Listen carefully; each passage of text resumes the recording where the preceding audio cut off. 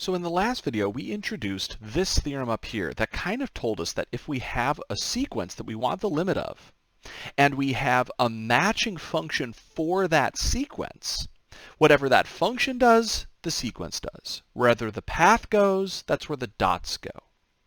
Now again, this is going to be one of our very important tools in this particular section. But we're also going to see that we will develop many other tools in this section to be able to use to try to help answer questions regarding limits of sequences. If you look down near the bottom of the page, you'll see that here we have another theorem that's going to be very reminiscent of limit laws that we actually have or had back in Calc 1. Let's take a look at what this says. If I have two sequences, a sub n and b sub n, and they're convergent, so notice it's very important, they have to already be known to be convergent sequences. They have a limit. Then it's the case that if I want to do the limit of the sum or difference of those formulas, that's equal to dealing with each of those limits separately. I can take a constant and pull it outside the limit. If I had two formulas multiplied, I could do a limit of each, producing the same result. Same thing with like a division. Just make sure that the bottom doesn't turn into 0. And also, I could go ahead and see that if I have something raised to a power, I can kind of move the limit and take the limit of the base first and then apply the power after. So these are important things to keep in mind. We'll see how we can start to use some of them maybe in some of the future examples. You'll also see down on the next page that we have two other theorems that we can use. We're going to have a lot of theorems in this section. We need to understand what each of them is really good for. Here's a new one. This one says, let's suppose that we have three sequences, an a sub n, a b sub n, and a c sub n. And we'll assume that c sub n is larger, b sub n is kind of middle-sized, and a sub n is on the small side. We'll assume this is true for n past or greater than or equal to some spot. So maybe this isn't always true.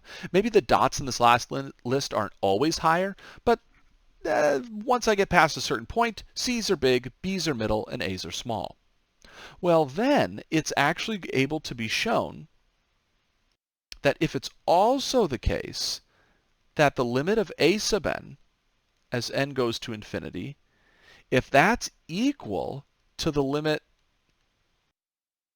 of c sub n, and let's say both those have the same answer of L. So if I have this behavior, then it must be the case that, well, I can make a determination about what b sub n would equal.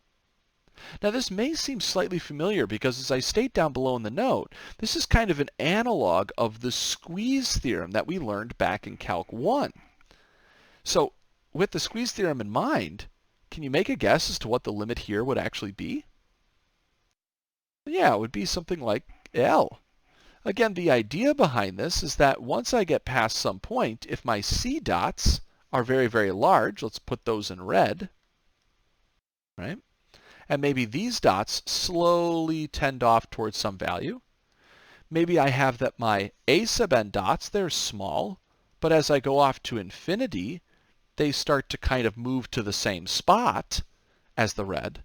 That if my B sub n here is in green, and it's in between the whole time, it kind of doesn't have a lot of choice. It's also got to start moving towards the same values.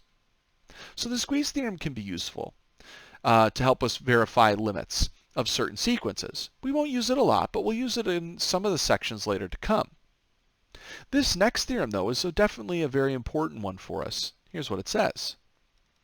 If it's the case that you do the limit as n approaches infinity of the absolute value of a sequence. That is, you kind of absolute value every number in the sequence, make all the numbers positive first, and then do the limit, and you get the answer of 0, then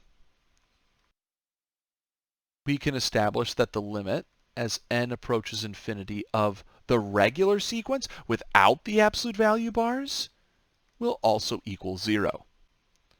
So this is kind of an interesting statement. We'll note here really quickly why this is actually useful. I'll state here that this is useful for sequences which alternate between positive and negative terms. It's very useful for that. But I have to make sure that I begin to be a little bit careful with how I read this particular theorem.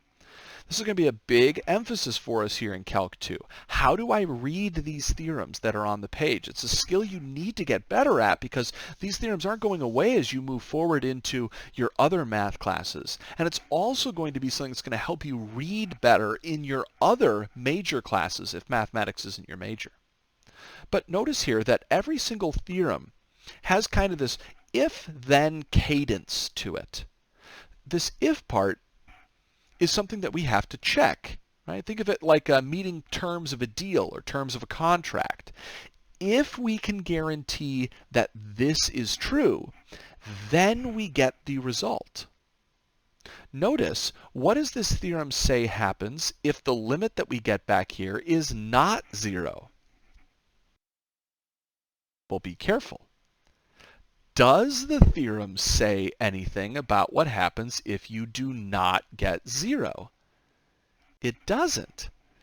I got to be really careful to make sure that I'm not putting words into the mouth of these different theorems. I can't make them say something that they do not say. This says some very simple, or says a very simple statement. If you get limit of the absolute value is 0, then you can conclude a limit of 0. It doesn't say anything else in any other order. Let's see, though, how we can apply that down here to something like example number 6. Okay, let's see what we have. I can note here,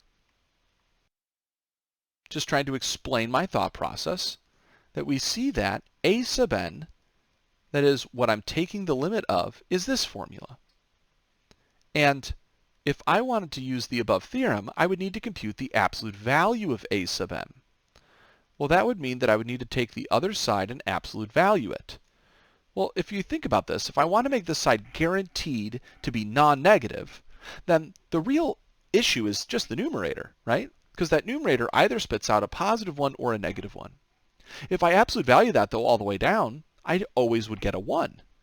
And the bottom is n, but since n starts at 1, it's never going to be negative, and so my absolute value looks like this.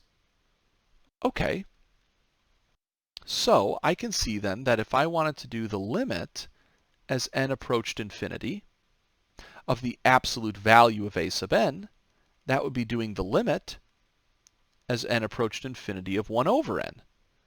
But of course, that's going to be equal to 0. But then, by the above theorem,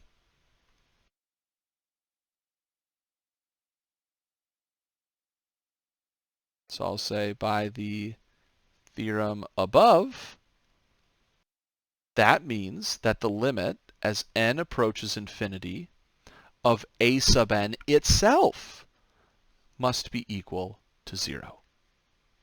So this is how I could make use of this particular theorem. It's very, very powerful. It's great to be able to use, but again, it's something that I have to make sure that I use carefully. I don't want to use it in like a reverse order or in a way that doesn't line up with exactly what the theorem states. And we'll see how we have to be careful of that in the next set of examples.